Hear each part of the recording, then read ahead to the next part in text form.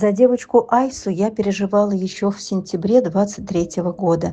Бегала она в пригороде Якутска, сжалась в земляных ямах, пыталась подойти к человеку и боялась человека. Все тело поедал домодекоз, корки на голове, шее, ногах, кровила, чесалась, болела. Ей отроду было тогда месяцев 6, но все это лечится, и лечится есть несложно, если в заботливых руках человека. Забрала я ее тогда с улицы. В Москве она прожила 2,5 месяца на индивидуальной квартирной передержке с лечением и уехала на пристройство в Германию. Девчушка оказалась очень веселой, активной, позитивной. Семью ей нашли хорошую, активную. Получаем приветы теперь от путешествующей Айсы с ее семьей. Горы, реки, природа.